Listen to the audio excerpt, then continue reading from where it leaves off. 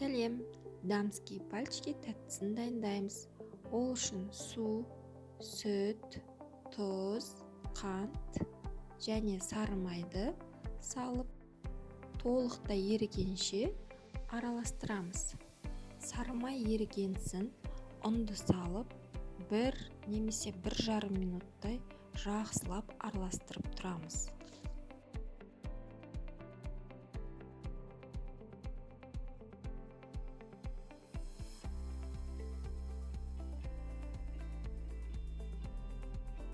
Енді осы дайын болған массамызды суытып алуымыз керек.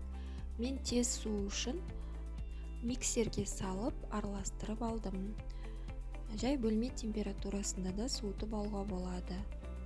Енді жұмыртқаны миксерде араластыра отыра бір-бірден салып тұрамыз. Бірден барлық жұмыртқаны салып жіберуге болмайды.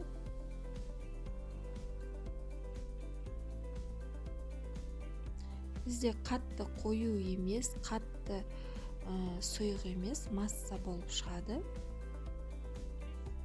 Енді осы дайын болған массамызды кондитерский мешокқа салып,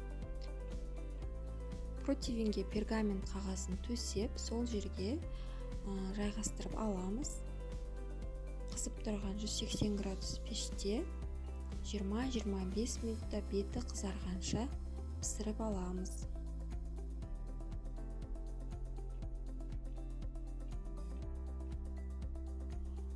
Біздің тәттілеріміз пісіп шықты. Енді осыны толықтай суытып аламыз.